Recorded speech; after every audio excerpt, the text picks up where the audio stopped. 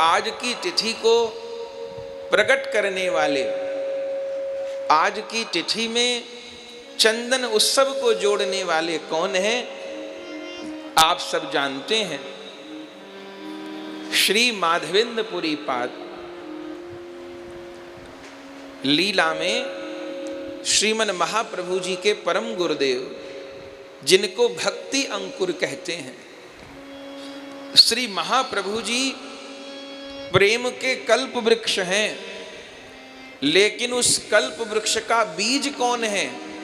उस कल्प वृक्ष का प्रथम अंकुर बीज श्री माधवेंद्रपुरी पाद हैं, जिन्होंने गिरिराज जी में श्रीनाथ जी का प्रकाश किया। उनका प्रथम 56 भोग श्री माधवेंद्रपुरी पाद जी ने ही धराया।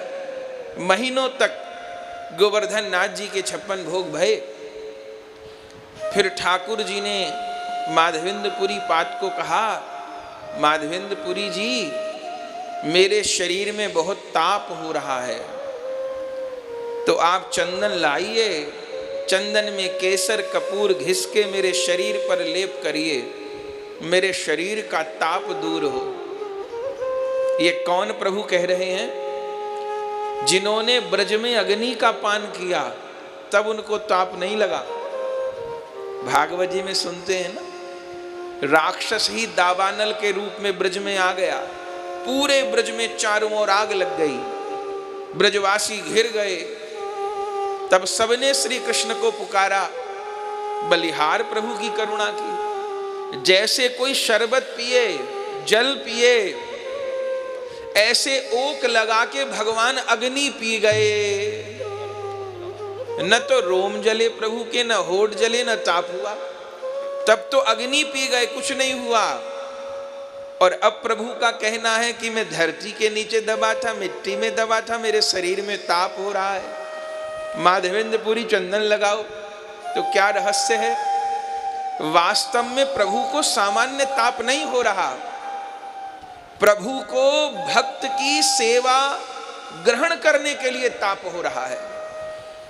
जिस महाभाग्यवान भक्त के हृदय में श्री कृष्ण का विरह ताप जागृत होता है, उस भक्त की सेवा प्राप्त करने के लिए भगवान के हृदय में भी विरह ताप उत्पन्न होता है। जिस भक्त के हृदय में गोविंद का विरह ताप उत्पन्न होता है, तो गोविंद भी उस भक्त की सेवा प्राप्त करने के लिए व्याकुल हो जाते हैं। अब उन्हें और किसी के हाथ का चंदन नहीं चाहिए, उन्हें माधवेंद्रपुरी पाद के हाथ का चंदन चाहिए, वही लगाएं। अब ताप नहीं बुझेगा उनका। बलिहार और वे माधवेंद्रपुरी पाद, जिनके नाम पर गिरिराज जी में जतिपुरा है। पहले नाम था यतिपुरा, क्योंकि माधवेंद्रपुरी पाद को ब्रजवासी यति कहते थे, यतिराज कहते थे। तो यतिपुरा नाम था, फिर यतिपुरा से बाद में जतिपुरा हो गया। तो जो माधवेंद्रपुरी पाद कभी ब्रजवास न छोड़ने का संकल्प कर चुके थे, अब यहीं गिरिराज जी में रह के प्रभु की सेवा करनी है। लेकिन प्रभु के सुख के लिए यात्रा किए माधवेंद्रपुरी पाद। ठाकुर जी ठिकाना भी बता दिए, आसपास से चंदन मत लाना। कहाँ चले जाओ? जगन्नाथपुरी चले जाओ, वहां बढ़िया चंदन मिलेगा, मलेगिरी, वहां से लेके आओ, केसर लेके आओ, कपूर लेके आओ, और फिर चंदन घिस घिस के मेरे अंग पे धराओ, तो ही मेरा ताप दूर होगा। और माधवेंद्रपुरी पाद भगवत सुख के लिए, भजन तो छूटा होगा उससे। दो अपने शिष्य वैष्णवों को, बंगाली वैष्णवों को प्रभु की सेवा में छोड़ करके गए, और स्वयं माधवेंद्रपुरी पाद ने पैदल श्री जगन्नाथपुरी की यात्रा की। भजन का फल सेवा है। अगर भजन और सेवा ये दोनों वस्तु सामने हैं, एक को चुनना है, तो वैष्णव पहले सेवा को चुनेगा। चूंकि भजन का फल सेवा है, हमें भजन करके किसी मोक्ष को तो नहीं पाना, हमें भजन करके कहीं वैकुंठ नहीं जाना, हमें तो भजन करके राधा गोविंद के चरण कमल की प्रेममयी सेवा की प्राप्ति करनी है। यही तो ब्रज वृंदावन की उपासना है। तो भजन का फल सेवा है।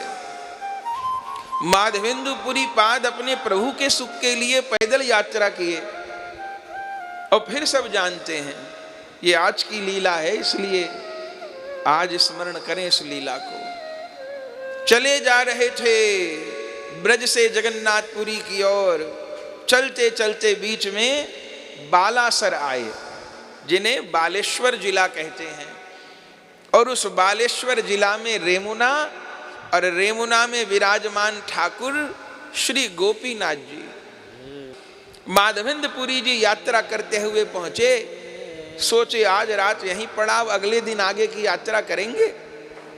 संध्या आरती पर पहुंचे तो वहां गोपीनाथ जी को प्रतिदिन अमृत केली का भोग लगता है, एक विशेष प्रकार की खीर जिसे अमृत केली कहते हैं, और वास्तव में उसका स्वाद भी अमृत के जैसा ही होता है।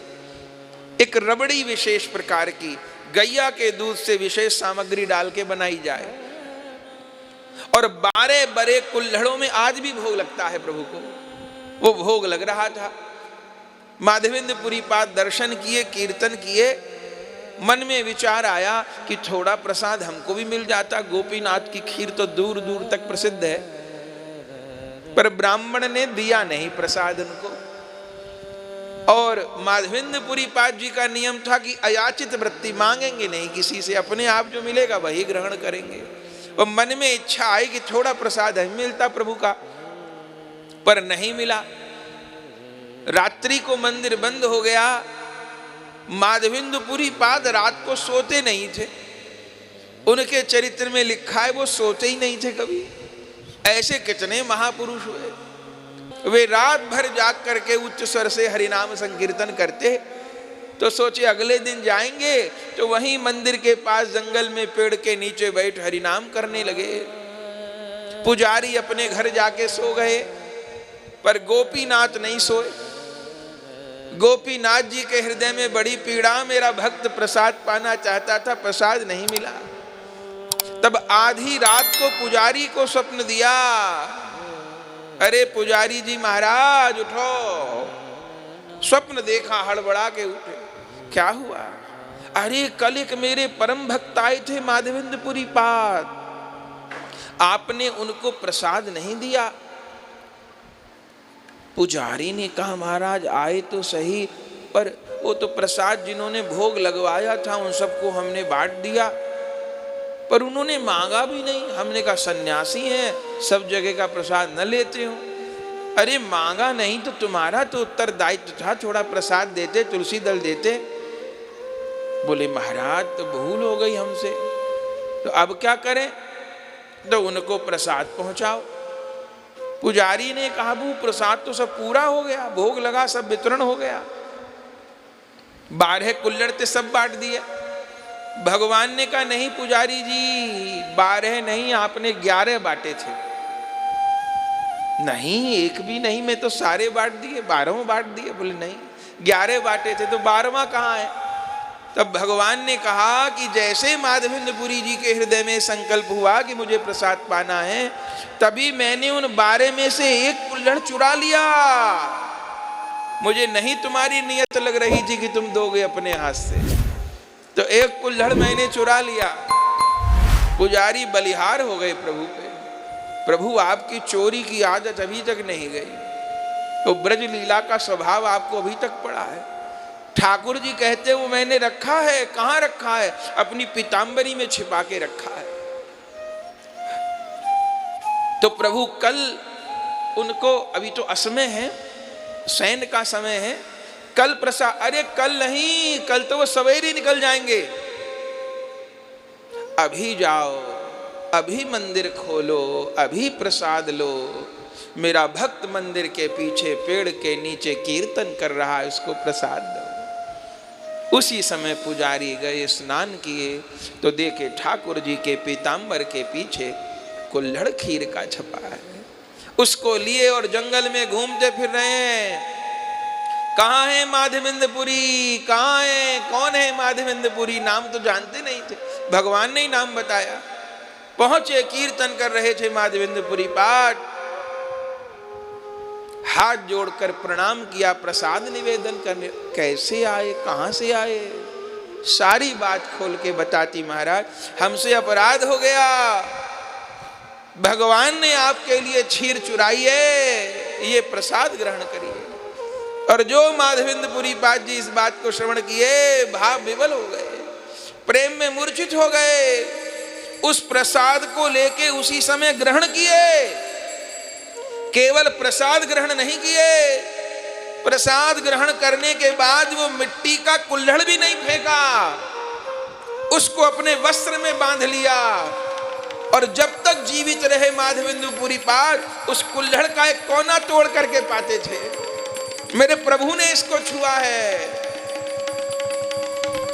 आनंद हो गया। फिर माधवेंद्रपुरी पाद को पुरी की यात्रा करनी थी, वहां चंदन एकत्र किए, 3 मन चंदन एकत्र किए, खूब गोवर्धन नाथ जी को घिस के धराऊंगा।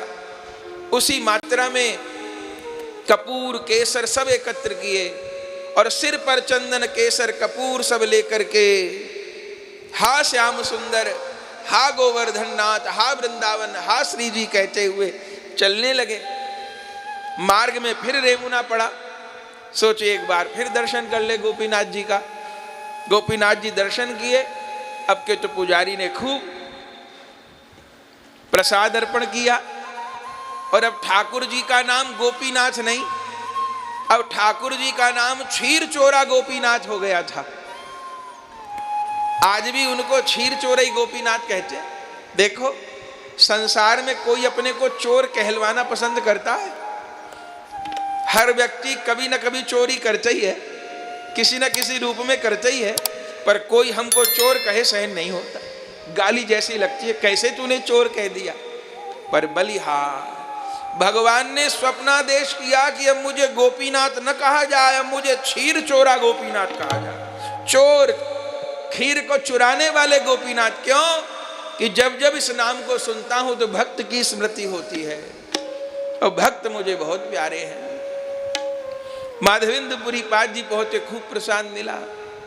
और फिर रेमुना से जब गिरिराज जी चलने की सोचने लगे, तब श्रीनाथ जी ने स्वप्न दिया, हे माधवेंद्रपुरी पाद जी, अब इस चंदन को लेके गिरिराज जी मत आओ, मत आओ। इतनी बड़ी यात्रा, हजारों मील की पैदल, और इतना चंदन इकट्ठा किए और केसर कपूर सब लिए, और आधा रास्ता तो हो गया, लौट के आने के नहीं आओ प्रभु, क्या लीला है। तो फिर इतना परिश्रम करवाया, व्रत छुटवाया, ये सब क्यों? गोवर्धन नाथ जी ने कहा, माधवेंद्रपुरी जी, इस चंदन को कल गोपीनाथ जी के अंग पे धारण कराओ। कल कौन तिथि है? माधवेंद्रपुरी पाद, कल अक्षय तृतीया है। ये प्रभु कह रहे हैं माधवेंद्रपुरी पाद जी को। इस अक्षय तृतीया को जो किया जाता है वो अक्षय हो जाता है। मैं चाहता हूं आपका नाम अक्षय हो जाए, आपकी लीला अक्षय हो जाए, आपका चंदन अर्पण करना अक्षय हो जाए। और देखो, सब ठाकुर ठाकुर एक हैं, गोवर्धन नाथ में गोपीनाथ में कोई भेद नहीं है। तो आप यहाँ गोपीनाथ जी को चंदन धारण कराओ, वहां गिरिराज जी में मुझे शीतलता प्राप्त होगी। जब प्रभु ने ही आज्ञा कर दी तो फिर क्या सोचना था। तब माधवेंद्रपुरी पाद, कौन दिन? आज के ही दिन। बंधुओं, ब्रज में तो एक दिन अक्षय तृतीया होती है, क्षीर चोरा गोपीनाथ जी में 21 दिन अक्षय तृतीया होती है, जगन्नाथपुरी में 21 दिन चंदन यात्रा होती है। अक्षय तृतीया के दिन माधवेंद्रपुरी पाद जी ने चंदन धारण कराया, 21 दिन तक चंदन यात्रा हुई। ब्रज में गोवर्धन नाथ जी का ताप दूर हुआ, ब्रज के सब ठाकुर जी का ताप दूर हो गया, और यह लीला अक्षय हो गई, अक्षय हो गई। संसार में इस उत्सव को प्रकट करने वाले माधवेंद्रपुरी पाद हैं। फिर सब आचार्यों ने इस उत्सव को ग्रहण किया है, सब संप्रदायों ने इस उत्सव को स्वीकार किया है, और आज सब जगह चंदन धारण है। बिहारी जी के चरणों में भी चंदन के गोला विराजमान, श्री राधा वल्लभ जी के चरणों पर चंदन का श्रृंगार, और राधा रमण जी के अंग पर सर्वांग में चंदन, गोविंद जी को सर्वांग में चंदन, श्याम सुंदर जी को सर्वांग में चंदन, दामोदर जी को सर्वांग में चंदन, संपूर्ण अंग पर पोशाक नहीं, चंदन के श्रृंगार। यहां भी श्री राधा गोविंद देव को, निताई गौरांग देव को चंदन धारण है। प्रिया प्रियतम फूल कुंज में विराजे हैं, यमुना जी का तट है। इस लीला को प्रकट करने वाले श्री माधवेंद्र पुरी पाद है। ऐसा प्रभु को चंदन धराए हैं कि सैकड़ों बरस हो गए, भक्त लोग मनोरथ कर रहे हैं और अपने जीवन को धन्य कर रहे हैं। बंधुओं, चंदन शीतलता प्रदान करता है। इस चंदन के रूप में माधवेंद्रपुरी पाद जी ने अपने को ही गोपीनाथ के चरणों में अर्पण कर दिया है, अक्षय फल को पाया है। हम आप सब भी अपने हृदय को ही चंदन रूप मान करके राधा गोविंद के चरण कमल में अर्पण करें।